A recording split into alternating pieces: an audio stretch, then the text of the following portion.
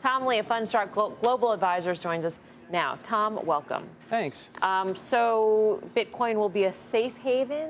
I mean, how do you equate Bitcoin with gold? Yeah, so we did a study and published it in early July, sort of framework to think about Bitcoin. It has a lot of characteristics that are very similar to gold, and I think it will ultimately make it really attractive as an alternate currency.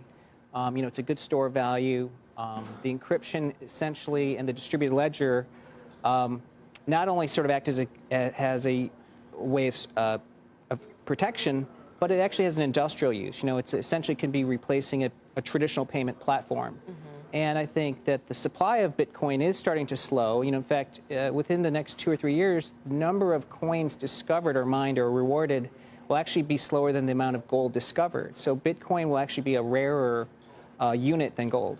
So I was following you the whole way until the very end because you're making the comparison for Bitcoin to an actual currency, how it's being used, what the purpose is for, and then you go to gold. I mean, gold is never used as a currency anyway. Gold doesn't back the U.S. dollar. So yeah, why would we even make that comparison? Yeah, it's a great question. So we went off the gold standard in the 70s, right? And we said, okay, well, what's the ratio of gold to dollar supply starting in 1900? It was roughly 450% in 1932, which is the last year that citizens could own gold. They had to actually turn it and return it to the Treasury.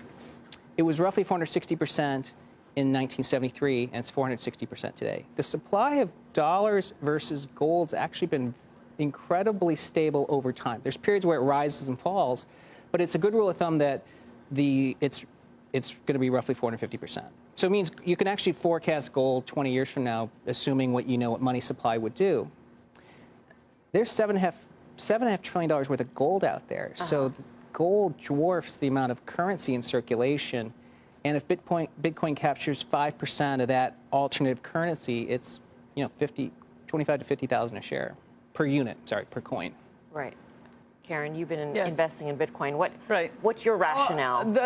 Several cryptocurrencies. Because I do really believe that, similar to the internet stocks taking off in the late 90s, that there will be winners in the cryptocurrency space. I believe that cryptocurrency will be adopted as used around the world. That's what drives the value there. I don't know which one. So I have a basket. I have to say, BK has done all of the trading around, Brian Kelly. And he's done an extraordinary job. I don't know which one is going to be the winner. Maybe Bitcoin, maybe another coin. I don't know. But I do believe that digital currency space is worth having. For me, it's a tiny investment, but I see it could go to zero, could be worth multiple. So forced to choose, or would you rather, in our parlance, gold or Bitcoin? It would be Bitcoin?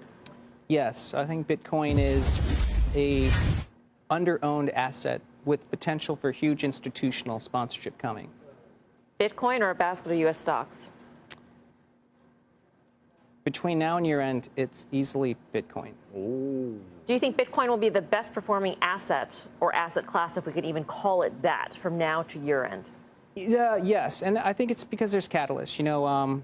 Institutions have to directly buy the coin today through a broker, but both the CBOE and the CFTC have opened up options and futures trading. So I think it's going to grow in holdings. Tom, thanks. Tom Lee, Fundstrat.